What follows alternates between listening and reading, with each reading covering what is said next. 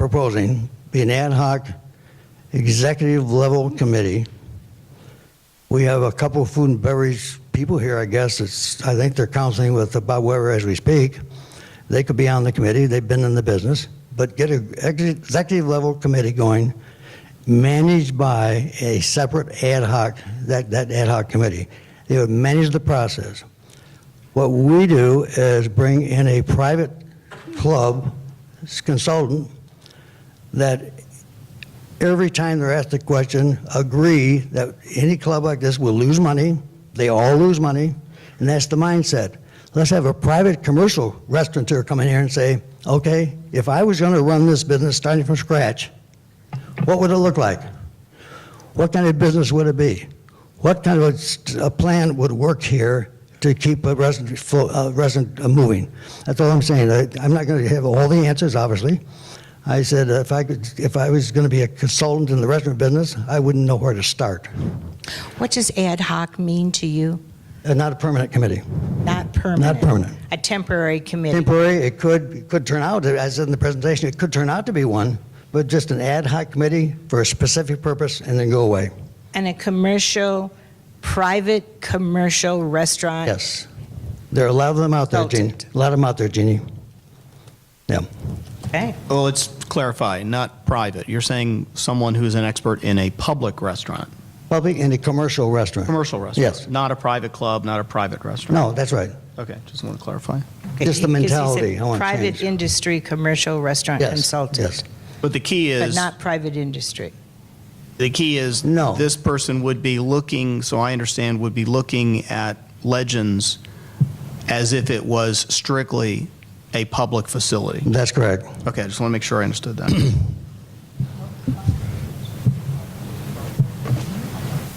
Other questions? I got two or three more.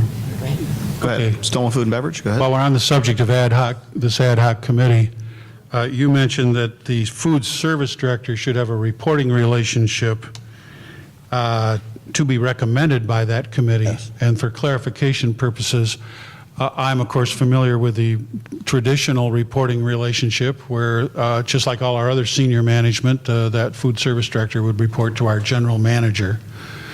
What other model is there? It could report to a board member. It could be, what I'm suggesting is maybe reporting to the general manager may not be the best option if we're starting over. That's all I'm kind of saying. If, obviously, organizationally, Phil, you say that's the logical place to go. But maybe with mindsets and so forth, the history here, maybe in this case, at least temporarily, there might be another reported relationship at the time, but the ad hoc committee would determine that. I'm not making a decision on that. I don't have a recommendation on that. In your discussion of discounts, existing discounts, you do mention losses related to the use of the preferred card. Mm-hmm. I'm not sure what you mean there, so could you clarify for me how the preferred card program fits into discounts as it relates to food and beverage? It's a discount. Stop it. Don't provide any discounts to food and beverage, or the Legends. All it does is add to the losses. Well, yeah, I'm asking about the preferred card in particular, because I'm not aware of how that fits in. Oh, you purchase your card, you get 5% discount off the food, not drinks, not alcoholic drinks. If you present your card, if you have money on it, you can pay your bill with the card. All right, Okay. you've clarified that to my satisfaction. In the event we did decide to close Legends pending a consulting study, what would you do about this fact that we now close Stonehenge during the winter? I said keep it open. During the winter. Don't close it. Thank you. And actually, Jeannie, what else do you have on food and beverage? Because I'm done.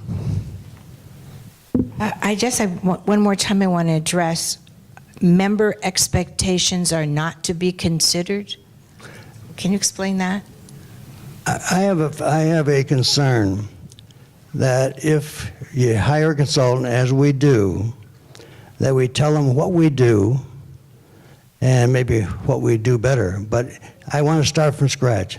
I don't want to say, okay, before you start, here's what is going to be included in your model. That's all I'm saying. Don't say that. Just say, give us a shot. Then we'll determine the mix it later.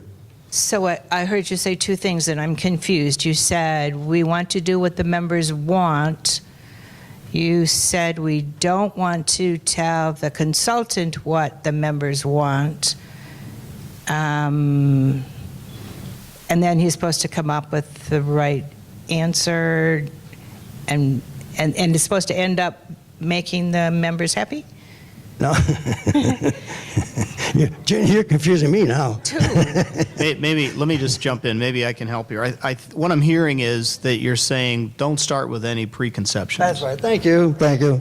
So we Thank just you, Bill. bring in the consultant, say, talk to our members, find out what they want, tell us what you as an expert in a commercial restaurant venue feel would be reasonable, practical. Is that a fair statement? I of what knew you're we looking needed you, Bill. for? Okay. Does that help? Jeannie? So then, at some point, we can tell the consultant what the members want.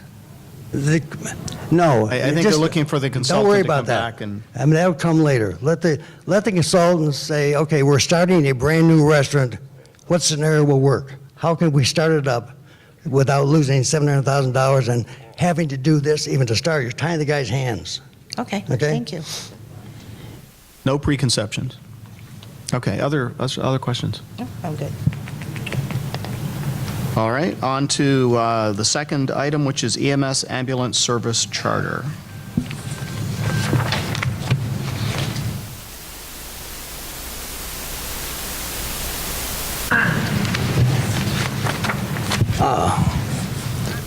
Found it.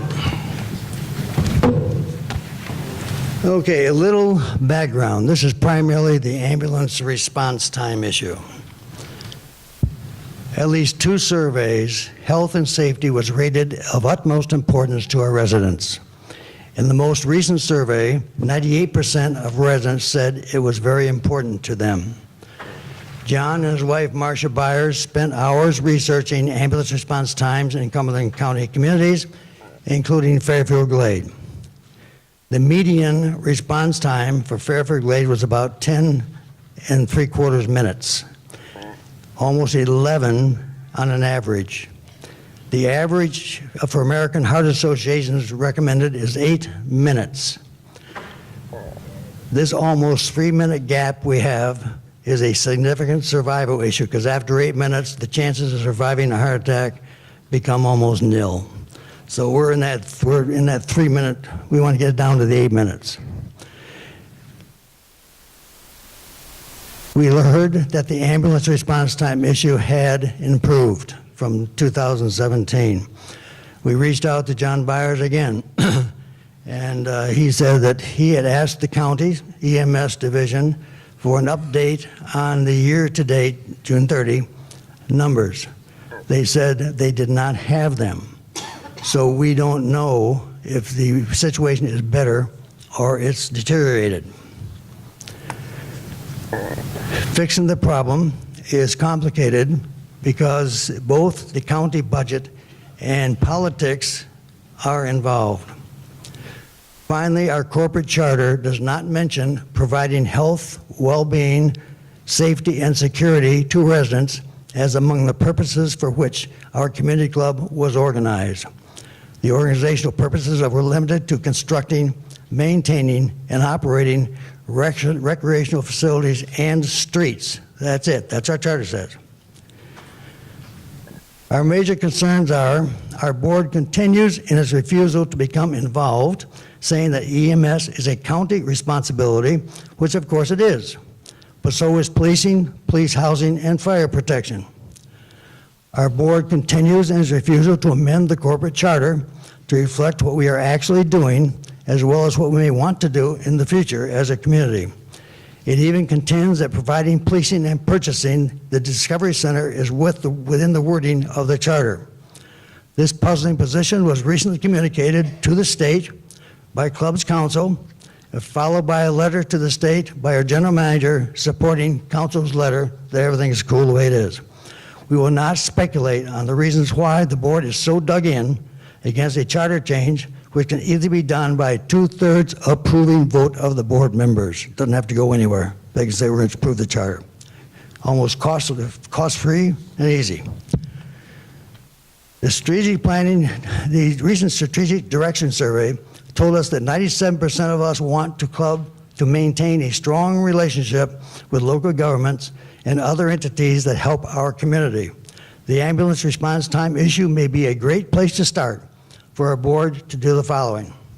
1, become active in putting pressure on the county to amend the county resolution to allow Fairfield Glade to provide its own EMS should it need to do so in the future, because of the county's failure to perform to our expectations.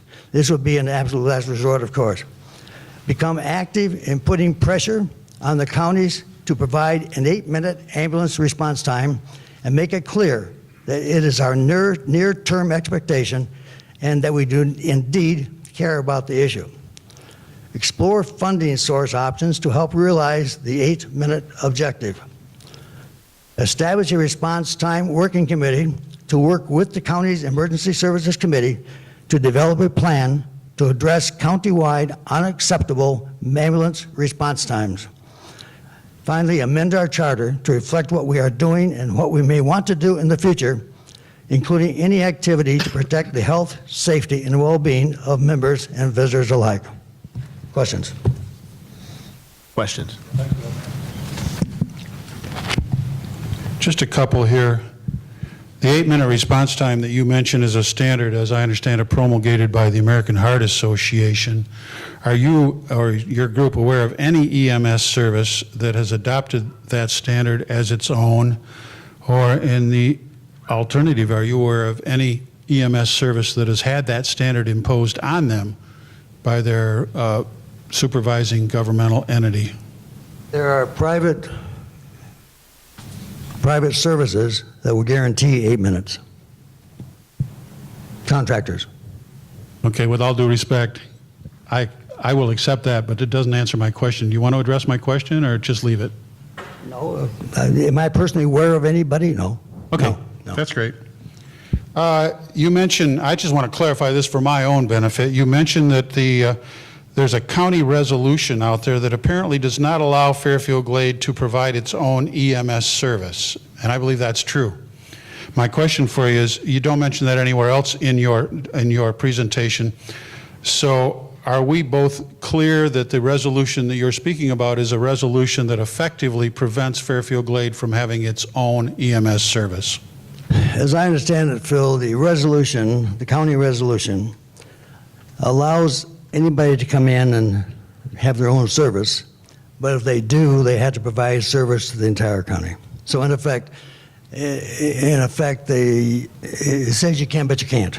Okay. Mm-hmm. So if we get the county to amend the resolution to allow us to have our own, well, they're having to provide it to everyone else too, that would be a good start. Okay.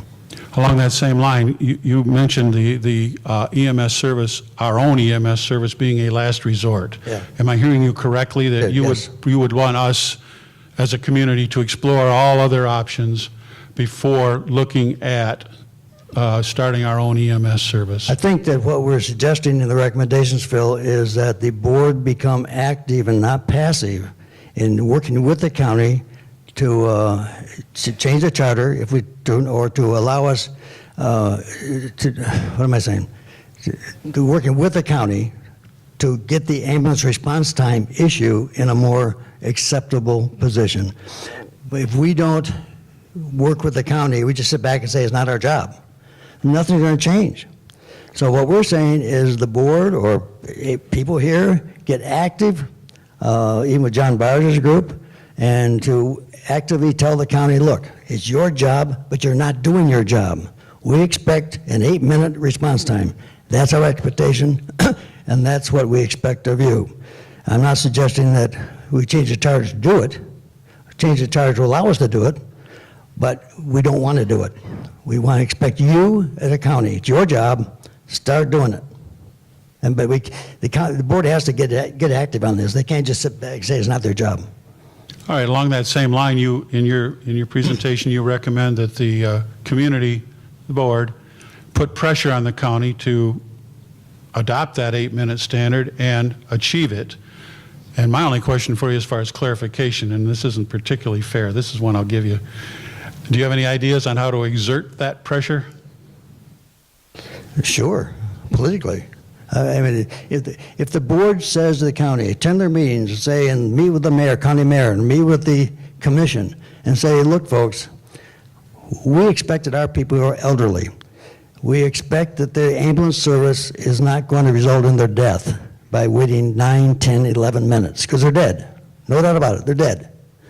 So we need an average of 8 minutes, average of 8 minutes. Even that's not good, because you have a heart attack, you start going down immediately. But that's the 8 minutes is what this Heart Association says is the best. If you do that, you have a pretty decent, good chance of surviving. So if we put pressure on the county's not fighting that 8 minute, they just don't know how to get there. Then county says we don't believe that 8 minute standard. They just are not politically or budget-wise able to get there. Dr. Fox said, who is the one who, great doctor by the way, who says that he's the supporter of the first response and the EMS for the county. He says you can get any minute you want. It's just going to cost you money. That's what he said at the county meeting. If you want 7 minutes, you can get 7 minutes. What's it going to cost you? So it's a budget money issue more than a philosophical issue. And you also, finally, you suggested a working committee to address this issue. You also mentioned that Mr. Byers and his wife have a task force, a committee, whatever they choose to call it. Are you aware, and I know this is putting you on the spot, but secondhand, are you aware of any reason why that existing committee couldn't be tasked with this assignment? No, not really. You'd have to talk to John. I don't know exactly what he's doing, but if he gets board support and resident support, that's up to John. I can't speak for him. All right. Okay. Mrs. Miller. I have a question, and thank you for bringing up Dr. Fox, because I was there also when he made that statement that You were. you can have whatever you want as long as you have enough money to pay for it. How much money do you think we should be willing to pay for an EMS service? Every vote that we have. Thank you. Go ahead. The question again?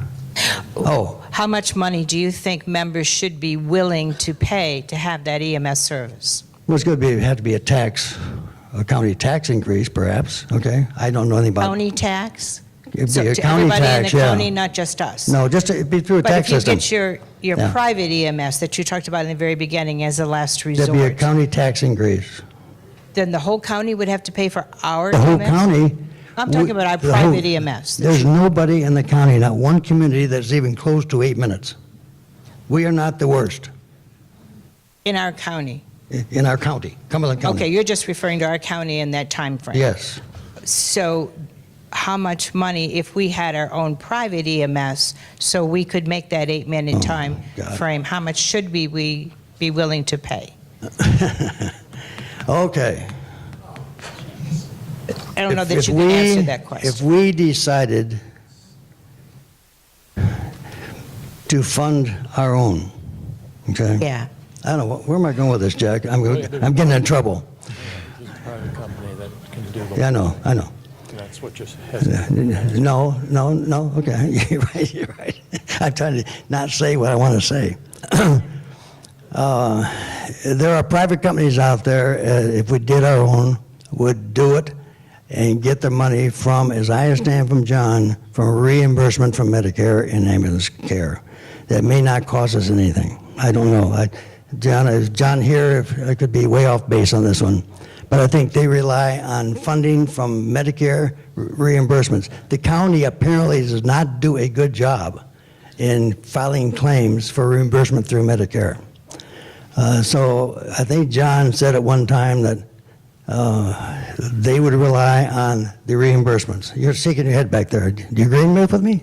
I think he's agreeing with me. That it can be done with no cost. No cost. No cost for our own EMS service. Okay, Right. thank you. And then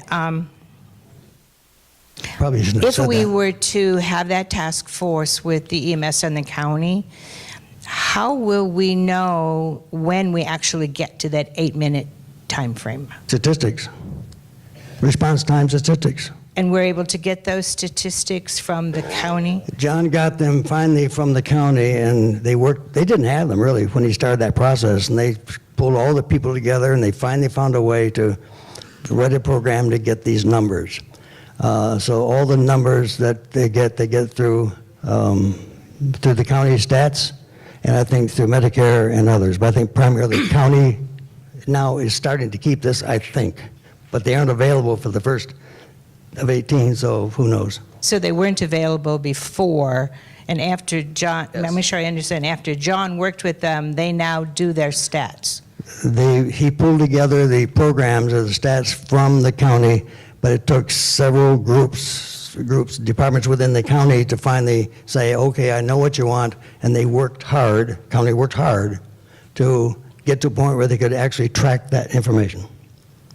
So the county does track it. So if we had this committee that worked, be John or anyone else, that worked with the county, how would you have them report to whom and how often, et cetera? Oh, God, I don't know. I think they would take it by its own self if they formed, and by a lot determined on the county schedule of meetings and so forth. I don't know how long it would take. I just don't know. Do you see this as an ad hoc committee, kind of like the Food and Beverage Committee? Yes, yes. That help? Well, no, this wouldn't be a committee. It could be, yes, ad hoc committee, excuse me. Food and beverage, yes. Reporting to, because you didn't want the food and beverage reporting to the general manager, who would this committee report to? I have no clue. I mean, I haven't really thought about that, the board, I would think.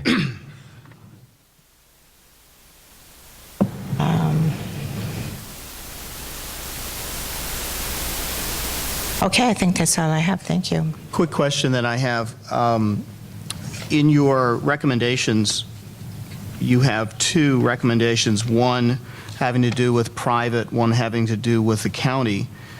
And you had indicated an interest in both. What I'm trying to figure out, I think you said start with the county, trying to get them to do as much as possible. Are you saying that the private piece would not be on the table with this committee at all, or they would investigate simultaneously both options? And outsourcing to a private company and also trying to make something happen with the county? I would start with the county, I would think. It's their responsibility, as you know, to provide it. I know that John Byers has talked to a contractor that would come in here and do it for free because they rely on the investments. But the problem is the county resolution is getting in the way of doing that. Because they would have to then provide it for the entire county, and we would do a contractor just for Fairfield Glade. But there are two things with the county, just so I can clarify. One you mentioned was to put pressure on the county to perform at a better service level. Yes. The second is to put pressure on the county to allow us to have our own service. Are you Yes. suggesting both of those If- would happen, those two? They could would- go together, yes. Okay, and then if the second was achieved, then you would switch over and start Yeah, at least if you investigating? could get the resolution changed Okay, and the contractor do it for nothing, why would they wait for the county to reach an objective that they don't seem to be motivated to do? 8 minutes. I just want to make sure Yeah. that both of those were in Yeah. that first piece. Yes. Understood? Thank you. Any other questions? All right. Next is communications. Well, if this is the worst this gets, that's pretty good. Okay, communications. They're communicating right here. Are you feeling better about us a little bit now? No? RV, no, okay. Perhaps the most important aspect of healing the I know, I can't help myself. Perhaps the most important aspect of healing the present troubling divisiveness would be our ability to have a meaningful and respectful dialogue with each other. Hopefully, we'll begin doing this afternoon. Hopefully, this is the beginning of starting that process. I have high hopes for this. Name-calling, wrongly labeling residents and resident groups as having beliefs that they actually don't have are not helpful. Residents' voice is a clear victim of this. No matter what we do or what we say, we have a reputation amongst some, maybe many, of being a negative force, and we don't believe we've ever demonstrated that. Letters to the editor are often written out of frustration over a communications breakdown. The writers often feel that the letters are the only way they have to talking to the board and even to their own fellow residents. We suggest that the board read them and try to understand the message being delivered and pay attention to it. Banning them is not helpful. Criticizing the editor of the local paper is not helpful. Banning the visitor from the club certainly was not helpful. We make the following recommendations. Start the healing. Lift the Vista ban immediately. Thank you. Thank you, ladies and gentlemen. Go If ahead, it Jerry. ever had any legitimate purpose in the minds of the board, it is long gone. It has both divided and angered the community. It has even created a rift within the board itself, with the president resigning and vowing not to run for re-election. The new publication of Magnified and Across the Board represents a good start in the board's new reach out to members. But to serve their stated purpose, we urge that they be factual, free of personal attacks, and hold self-promotion to a minimum. Residents' voice is willing to help in any way we can to make these meaningful communications. The new publications, the problem with, they are just one-sided. They talk to us. They talk to us, not with us, excuse me. What is most needed are two-way communications, such as hold General, I keep saying General Motors, General Manager coffees, at least bi-monthly, which is every other month, if not monthly. This will help him understand the mindset of members and better member understanding of his. For 7 years, he has rejected all requests to hold these coffees. Schedule quarterly town halls with the board on topics of most interest to the members as solicited in advance by the board for a given town hall. The meetings would have a scribe with board responses published and sent to all members. Respond timely to member emails and suggestions, recommendations. Time and thought goes into them. No one just flips out. Time and thought goes into preparing them. Silence should not be an option, just like our recommendations on food and beverage. 42 years hard on that. Never even got a blip of thank you. Respond to people. They care about things. That's why they suggest it. Silence should not be an option. It only breeds frustration and sometimes even anger builds. This responsibility could be the responsibility of a designated board member to be this kind of a responder. That'd be up to the board. Try to understand messages members are trying to send by their emails. They're important. It's important to them, and they would like to have some kind of a response. Not the crazy ones sometimes, like I write, but others. Find a way to settle the present divide of what to call ourselves. For example, are we a resort committee, a resort retirement committee, or a retirement resort committee, or a community club, or just Fairfield Way? What are we? It's more than just a label. It can have financial implications on the direction of our community's development and even the speed and scope of our development. We are sure that the other members and even board members themselves have their own suggestions, but we feel that what we have listed is a good start. It may also help build trust in the board, which 40% of us say is in need of some work. There's 40% of us who do not trust the board to make future decisions. I'm not one of them, but there's out there, and there's on the survey said that. Questions? Questions? I have a couple of, I have a question about the responding to emails, and again, we're just trying to clarify what you're asking. You know, as most of us do, that we get literally hundreds and hundreds of emails every year, some addressed to staff, some addressed to us personally. And I see a couple of extremes, and I just want to ask for clarification. At one extreme is simply an acknowledgement of receipt. Thank you for sharing. At the other extreme is where the board takes up, if you will, every single email, discusses what the response should be, and then responds as a board. Are there other alternatives to those two extremes that would, for lack of a better term, make you feel better. Make me feel better. I feel pretty good, Phil. I think you hit it, maybe the first one. Just acknowledge that you've seen it. Just do that. Just all these letters to the editor in the paper, they're trying to send messages. They really are. And maybe some you would